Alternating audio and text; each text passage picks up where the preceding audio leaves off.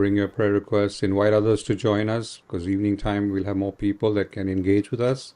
So we welcome everybody to join and, interact and engage. As we come into agreement, we want to see the breakthroughs. We want to see answers. And through fasting and praying. So over the weekend, see if you can fast, avoid one meal or two meals or something like that. Just see how you can do it. And we'll give further guidance on fasting and praying. And it's not that difficult. Once you get into that cycle of fasting and praying, it becomes easier. For me, my emotions get riled up and I look a little grumpy, but that's it. But it brings leanness to the soul. One of the things with fasting, you become leaner, you become more disciplined, you become more focused, you become more alert, more sharp, more vigilant, more sober.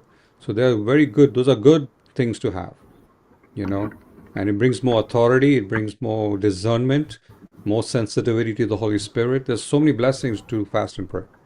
So Monday night, 10 p.m., we were going to come together again, and we welcome everybody.